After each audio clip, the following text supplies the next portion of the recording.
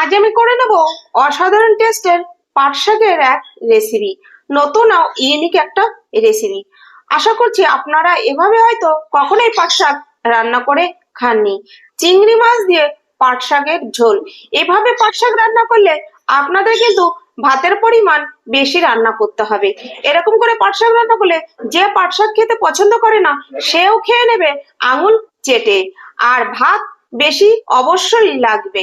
তাহলে আমি রেসিপিটি কিভাবে করছি আমার সঙ্গে থাকুন, দেখতে থাকুন। নমস্কার, তাপসী রান্নাঘরে সকলকে স্বাগত। শুরু করছি নতুন একটা দিনে নতুন একটা রেসিপি। আজকে আমি দেখুন রেসিপি করব পাট শাকের। এগুলোকে বলে বগি পাট শাক। এই পাট শাকটা খেতে ভীষণ টেস্টি হয়।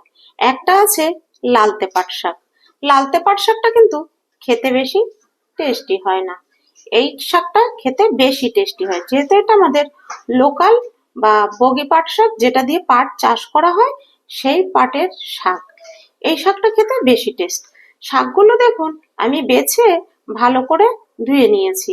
বাছাটার আমি আপনাদের সঙ্গে শেয়ার করছি না, কারণ পাট শাক কি করে বাছতে হয় সেটা সবাই জানে। দেখুন শাকটা ধুয়ে আমি ভালো করে বেছে নিয়ে ধুয়ে নিয়েছি।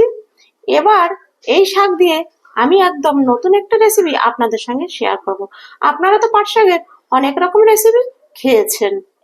এবার আমি একটা কড়াই বসিয়ে নিয়েছি, দিয়ে দিচ্ছি কড়াইতে জল। আমি এখনো গ্যাস জ্বালিনি।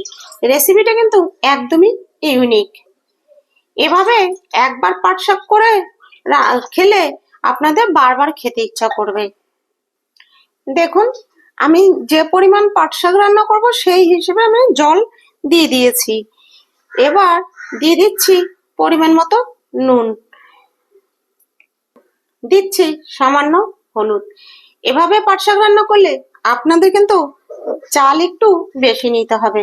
এরকম করে পাট শাক রান্না করলে ভাতের পরিমাণ একটু হলেও বেশি খেতে হবে। ভীষণ টেস্টি হয় এই পাট শাকটি খেতে। আজকে আমি পাট শাকের ইউনিক একটা রেসিপি, সেটা হচ্ছে পাট শাকের ঝোল।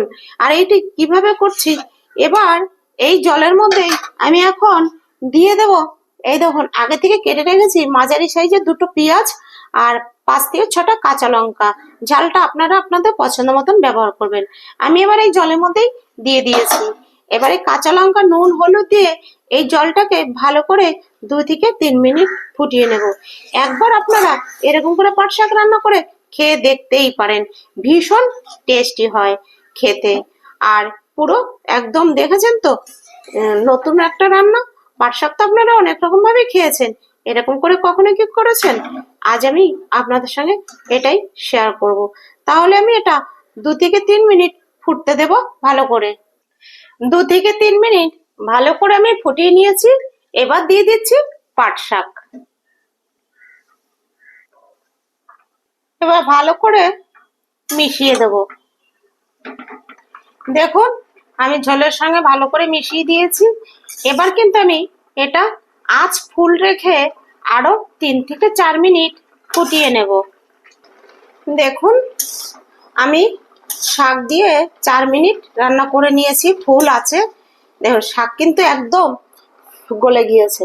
এই দেখুন, দেখেছেন? এভাবে পাট শাক রান্না করলে যে খেতে পছন্দ করে না সেও খাবে একদম চেটে পুটে। এবার আমি শাকটা নামিয়ে নেব। এবার কড়াইতে তেল দিয়ে দিচ্ছি। এবার এই তেলের মধ্যে আমি দিয়ে দিচ্ছি আগে থেকে নুন হলুদ মেখে রাখা চিংড়ি মাছ।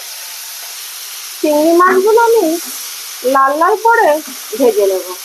তাহলে বুঝুন, চিংড়ি মাছ যে কোনো রান্নায় দিলে তার স্বাদ হয়ে যায় দ্বিগুণ।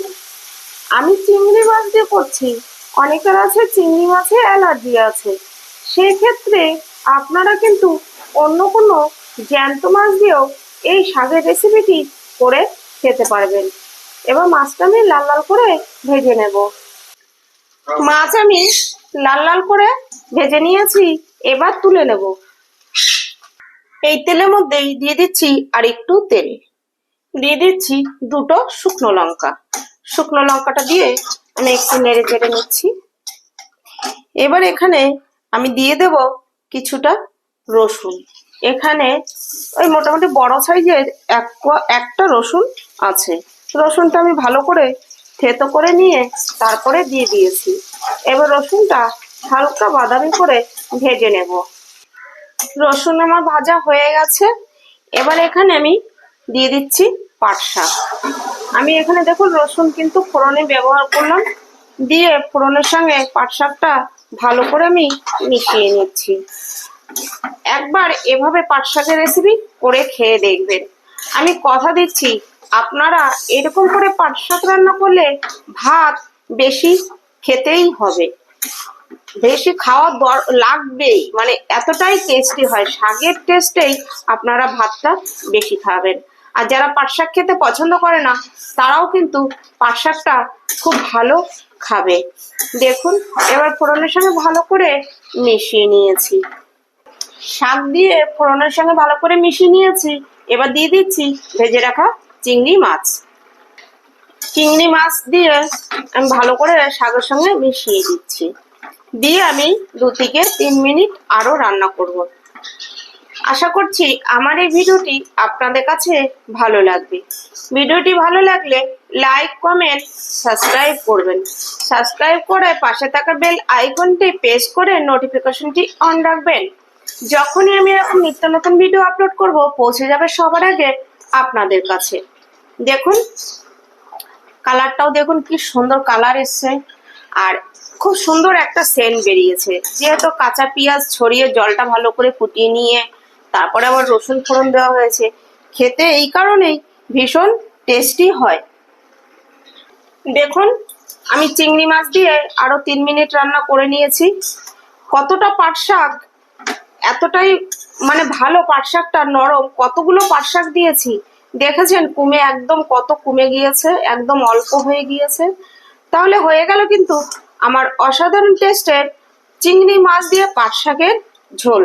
আমি খুব বেশি ঝোল রাখিনি, আপনারা চাইলে কিন্তু এই ক্ষেত্রে আরেকটু ঝোল রাখতে পারেন, যেরকম খেতে পছন্দ করবেন। আমাদের ঘরে ঠিকরকম এরকমই একটু ঝোল মানে মাখো মাখো ঝোল খেতে পছন্দ করে, তাই আমি এরকম করেই রান্না করলাম। আপনারা অবশ্যই একবার ট্রাই করুন এভাবে।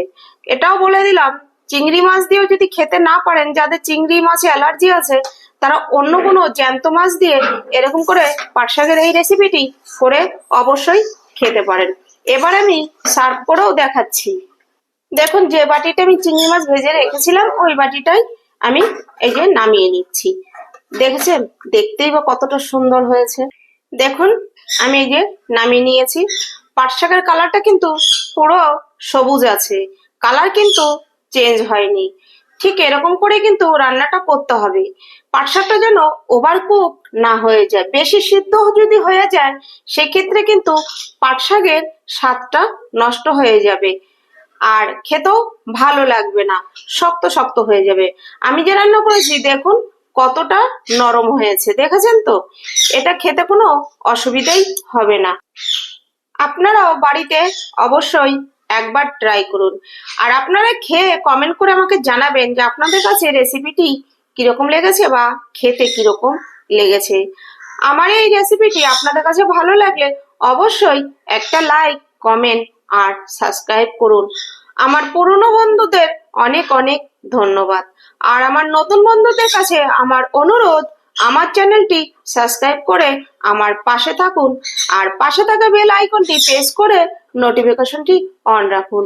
যখনই আমি এরকম নিত্য নতুন ভিডিও আপলোড করব পৌঁছে যাবে সবার আগে আপনাদের কাছে। আজ ভিডিওটি এখানেই শেষ করছি। ফিরে আসব নতুন একটা রেসিপি নিয়ে নতুন একটা দিনে। আমি তাপসী, আপনারা দেখছিলেন তাপসী রান্নাঘর।